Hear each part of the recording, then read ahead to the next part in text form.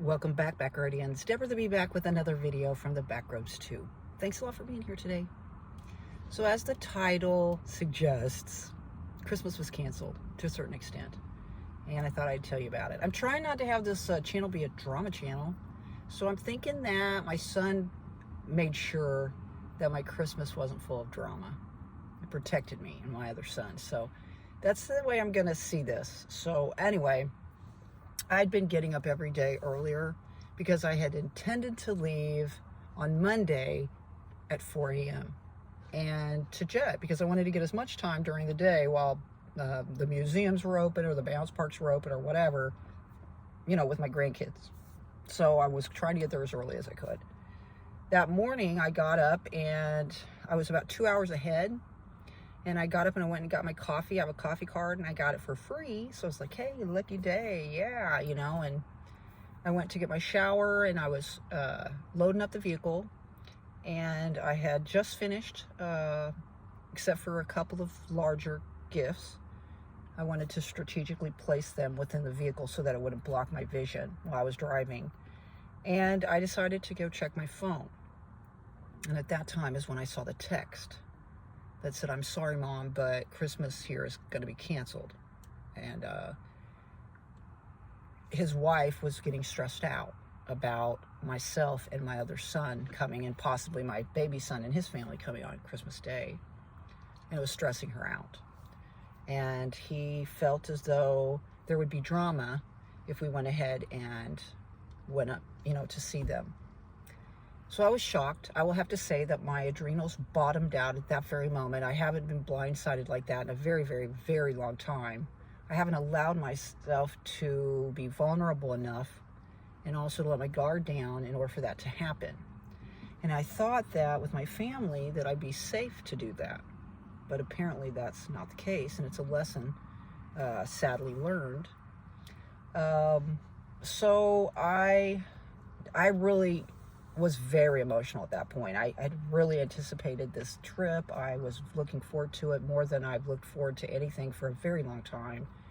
And when you live like this, I mean, you have hope, right? But you have to kind of prepare your heart and your mind for disappointment or for things not to necessarily go the way that you expected, because there's so many variables living this way. And obviously there's variables in people living your life altogether, right? But I thought this was pretty rock solid, you know. I didn't get time off, so thank goodness I didn't go ahead and do that and demand that, because that would have been bad. I would have had additional days off that I didn't necessarily need anymore. So I was glad that I didn't do that. But anyway, I was pretty emotional at that point. I had went back to the coffee place because it was close to my shed area, and these individuals even noticed it and asked me if I was okay. So clearly the disappointment was written all over my face, and I was like, oh yeah, I'm fine. But again, I felt my adrenals just bottom out, and I was just like, whoa, you know.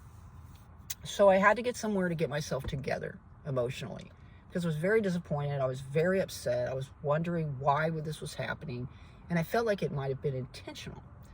Because the very first video that I've done on this channel was a lone wolf video. It wasn't the very first video, but it was the first video where I got a bunch of views. I think 600 or something like that. I was like, wow, everybody can relate with this, dealing with a narcissist.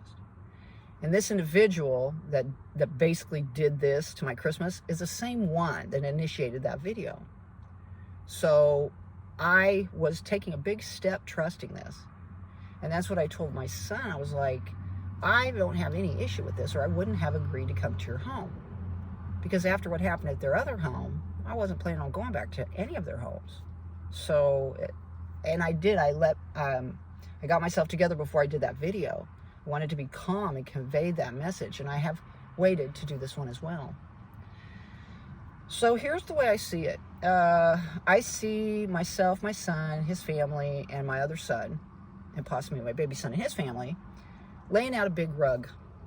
And we sat here and we put all of our ideas, all of our projects, all of our plans on this rug, and we were happy about it. We were gleefully doing it. We were laughing, enjoying it, and anticipating it. And all the while, this woman sat to the side and watched us all.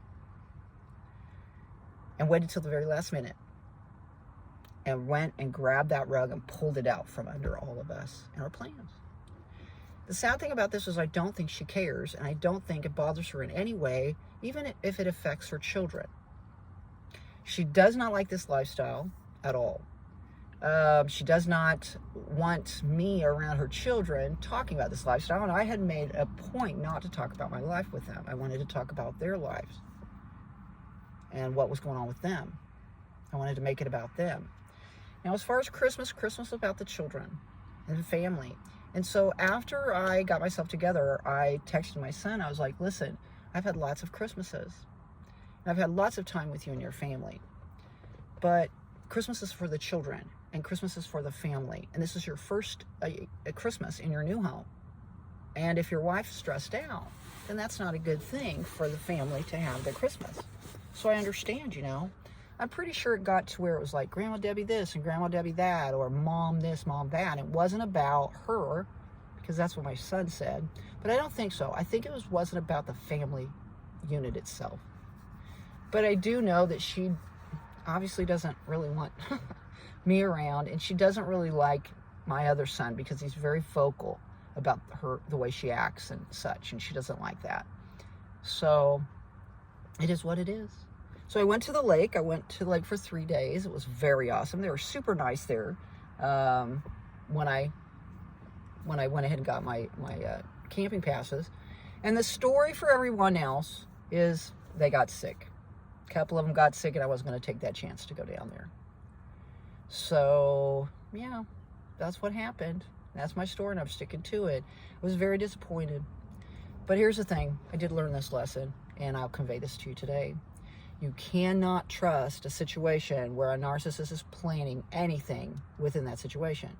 You can't trust it. And it doesn't matter if it's family even, because I've heard about this a lot as far as family members, even moms, you know, grandmas, sisters. It seems like it leans towards the ladies, but I mean, you know, either side of it. You can't trust it.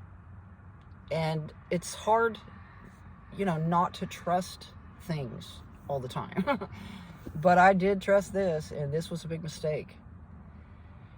I guess in the future, if I'm going to see them, I'm going to have to control it in the ways that I can. Which means that wherever they come visit me, I will be controlling that. Whether that be a hotel or I decide to go somewhere, you know, in a neutral spot and visit with them. I will control that, because if it backfires like this did, or if someone comes in and sticks a big old stick in it, you know, try to kill it more or less, you know, whatever it is that we have envisioned as far as our time together, then I will have that control to be able to, well, control my side of it anyway. I can't really control, you know, everybody. But it is very disheartening to trust a situation like this with a narcissist involved, and then find out later that nothing's changed. And that's sad, because I feel like you've got to realize you're part in something. You have to take responsibility. You have to find forgiveness in your heart, and you need to move on for the benefit of everyone, including yourself.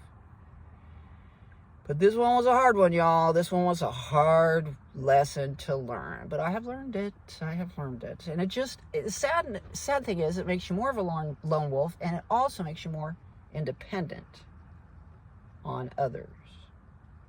So, lastly, I had some car trouble a couple of days ago. So I feel like God, you know, the Lord works in mysterious ways, because if I would have went on this trip, most likely I would have had some car trouble on the trip itself. So ironically, this worked out in my best interest overall. So anyway, I hope y'all had a great Christmas. I really did. I enjoyed spending time with my Lord. You know what I mean? And nature and all that stuff. If you enjoyed the video, give it a thumbs up. If you want to subscribe and see future videos, please do so. Get out there and spread those little pieces of peace. It's really important for you to do that. My name is Deborah the Bee. Thanks a lot for coming by today. I really appreciate it. Anyway, I guess we'll see y'all down the road. Bye-bye.